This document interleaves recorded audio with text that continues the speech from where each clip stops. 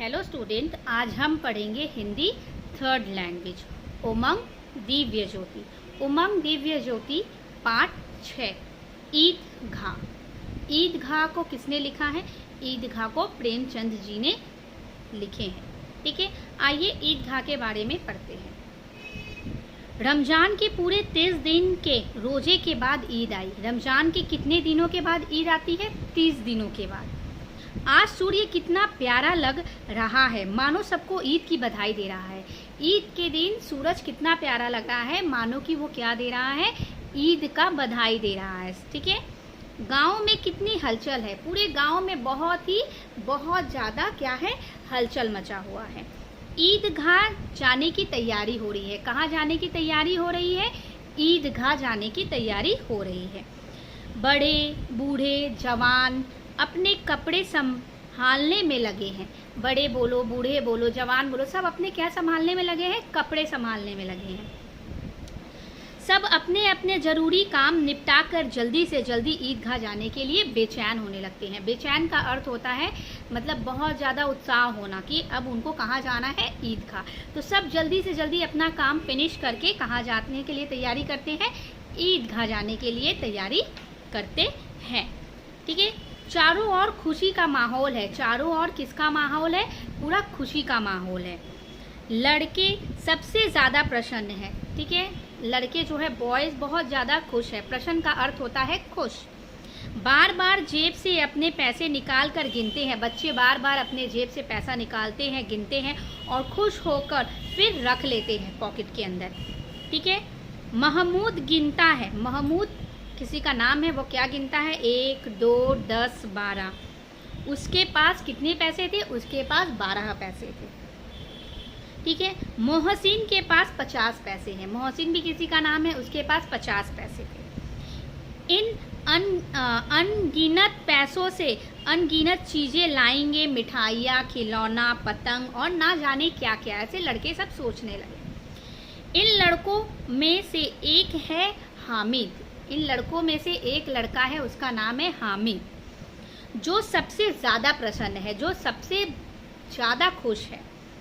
हामिद 4-5 साल का दुबला पतला लड़का। हामिद कितने साल का है? 4 साल का, 4 से 5 साल का। ठीक है, इसके अब्बा गत वर्ष हैजो की भेंट हो गई थी। हैजो एक बीमारी है, उनके कारण वो मर गए। हो जाने के कारण माँ भी उनके गम में एक दिन मर गई। ठीक है, जैसे ही हामिद के पिता मरे तो उसी के गम में उसकी माँ भी मर गई। अब हामिद अपनी बूढ़ी दादी अमीना की गोद में सोता है। हामिद अब अपनी बूढ़ी दादी के साथ रहता था। उनकी बूढ़ी दादी का नाम क्या था? अमीना। ठीक है, दादी उसे कहानियाँ सुनाती। जो दादी थी अमीना, वो अपने पोते को क्या सुनाती थी? कहानी। हामिद को दादी ने बताया कि उसके अब्बा जान रुपए कमाने गए हैं, रुपयों की बहुत सी थैलियाँ भरकर लाएंगे। ऐसा कहानी हामिद को उसकी दादी सुना रही है। अम्मी जान अल्लाह मियाँ के घर में उसके लिए बड़ी अच्छी अच्छी चीज़ें लाने गई है। ठीक है, ठीक है, पिता को हैजा का बीमारी हो गया था, इस कारण माता मतलब उसकी माँ की मृत्यु हो गई थी। ठीक है, हामिद के अब्बा और अम्मी की मृत्यु के बाद उसकी दादी लोगों के कपड़े सी कर तथा छोटे मोटे काम करके दोनों का पेट पालती थी। दोनों कौन? खुद का और हामिद का। ठीक है, आज ईद है, सब खुशियां मना रहे हैं, लेकिन हामिद की दादी अमीना के पास केवल 2 आने हैं। ठीक है, इनमें से 3 पैसे उसने हामिद को दे दिए।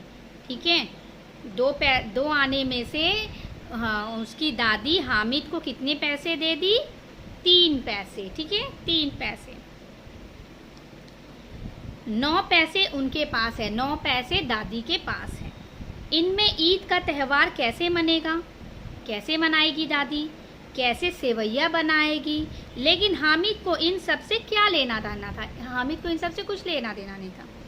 भले ही उसके पैर में जूते नहीं हैं, वह फिर भी प्रसन्न है। हामिद के पैर पे अगर जूते नहीं रहते थे फिर भी हामिद बहुत खुश रहता था, उत्साहित रहता था ईदगाह पर जाने को। लेकिन अमीना का दिल कचोट रहा था। क्यों कचोट रहा था? क्योंकि हामिद के पैर पे जूते नहीं थे। ठीक है, गांव के बच्चे अपने अपने अब्बा के साथ जा रहे हैं। गांव के जितने भी बच्चे थे सब अपने पापा के साथ जा रहे थे।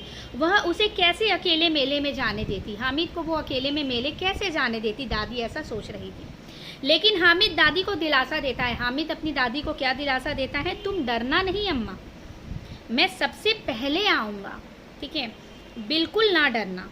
गाँव से काफिला चला, काफिला मतलब यात्रियों का दल, सब एक ग्रुप में, ठीक है, और बच्चों एक साथ हामिद भी, और बच्चों के साथ साथ हामिद भी जा रहा था। कभी सब बच्चे दौड़कर आगे निकल जाते, फिर किसी पेड़ के नीचे खड़े हो जाते। कुछ कुछ बच्चे आगे निकल जाते थे और पेड़ के नीचे खड़े हो जाते थे, फिर चल पड़ते थे। इसी तरह शरारत करते बच्चे सबके साथ आगे आगे बढ़ते गए। कुछ समय बाद सब शहर पहुंच गए। कुछ समय बाद सब लोग कहाँ पहुंच गए, शहर पहुंच गए। ईदगाह दिखने लगा। ऊपर इमली के घने वृक्षों की छाया है। ऊपर किसकी छाया थी, इमली, ठीक है, इमली की वृक्षों की छाया थी। नीचे पक्का फर्श था, एकदम पक्का सा फर्श। लोग पंक्तियों में खड़े होकर क्या कर रहे थे, नमाज पढ़ रहे थे। यहाँ सब बराबर है, यहाँ पे सब क्या थे, एकदम बराबर थे, कोई छोटा कोई बड़ा नहीं, ठीक है। नमाज ख़त्म हो गई। जब नमाज वो लोग पढ़ते हैं, जैसे हम लोग मंदिर में जाते हैं तो पूजा करते हैं, वैसे मुस्लिम लोग जो होते हैं वे क्या करते हैं, नमाज पढ़ते हैं। जब नमाज ख़त्म हो जाते हैं लोग आपस में क्या करते हैं, ईद के दिन गले मिलते हैं।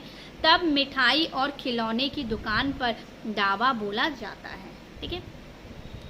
मेले में कई तरह के खेल तमाशे हैं। मेले में कई तरह के खेल तमाशे हैं। यह देखो हिंडोला जो कभी आसमान पर जाता मालूम होता था तो कभी ज़मीन पर गिरता हुआ, कभी आसमान पर तो कभी ज़मीन पर। यह चरखी है, लकड़ी के हाथी, घोड़े, ऊंट छोड़े से लटके हैं। इस तरह के सब खेल थे।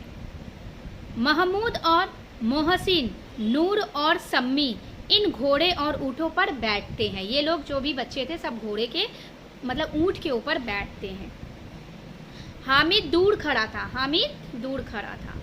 3 पैसे हैं उसके पास, तो वो कैसे चढ़ेगा। अपने कोष का 1/3, ठीक है, कोष का अर्थ होता है खजाना, ठीक है, उसका जो जितना पैसा था वो उसके लिए वो खजाना था। जरा सा चक्कर खाने के लिए वो नहीं दे सकता था। इधर दुकानें की कतार लगी हुई थी, पूरे दुकान लगा हुआ था, पूरा मिठाइयाँ, चाट, पकौड़े व खिलौने की दुकानें थी। तरह तरह के खिलौने उसमें थे, कैसे, सिपाहियों और गुजरिया का खिलौना, राजा और वकील था, ठीक है। भिस्ती, भिस्ती का अर्थ क्या होता है, मशक से पानी डालने वाला। धोबिन और साधु, वाह कितने सुंदर खिलौने हैं। ऐसा प्रतीत होता है मानो अब बोलना ही चाहता हो वह, कि कितने सुंदर खिलौने हैं। ओके स्टूडेंट, इस पार्ट आगे का भी जो पार्ट है मैं आप लोगों को पार्ट 2 में बताऊंगी। Okay student, thank you, bye bye.